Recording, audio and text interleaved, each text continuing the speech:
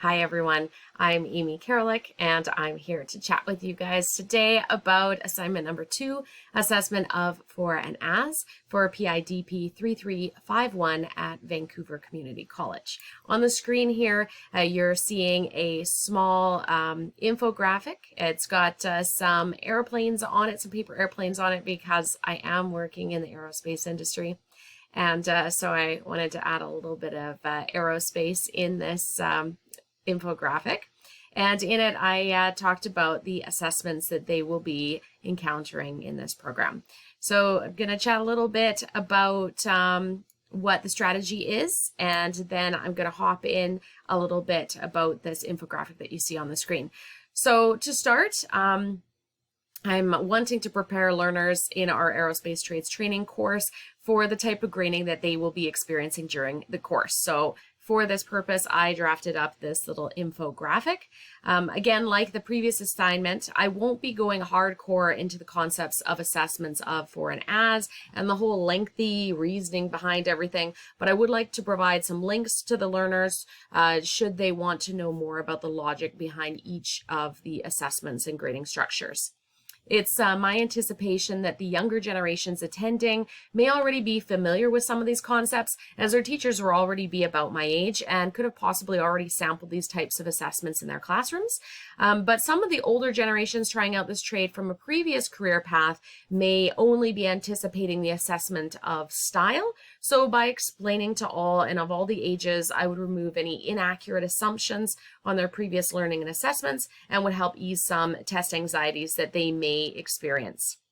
In the program that I'm running, this is a voluntary paid program put on by an employer, and it is our dream to have people succeed. So there are formal tests and exams as part of the certification process, but we also need the learners to be able to self-assess their work and then adjust as necessary. And they need to be able to let our teaching staff know how we can support them better so that they can succeed.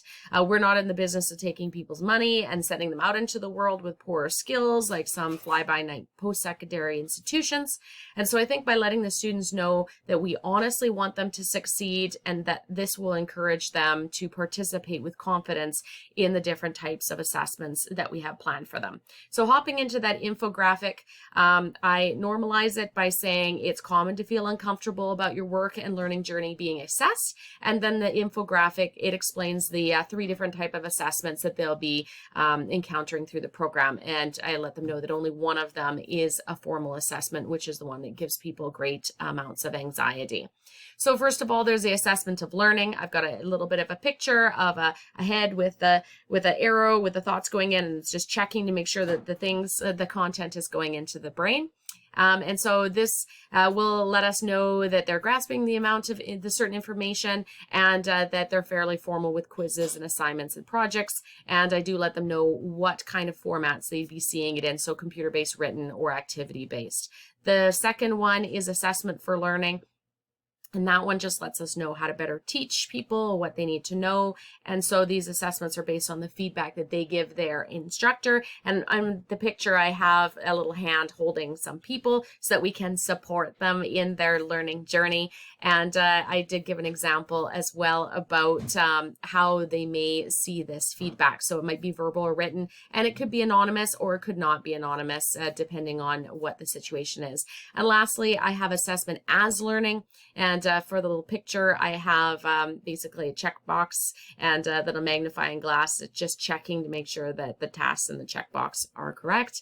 And it lets people check their own learning status. So in this case, there will be the opportunity for students to check their own work and look at their own work critically and compare it with what is required in the industry. And so it might be computer-based, it might be written, it might be activity-based, or any other way that they might reflect or revise their work.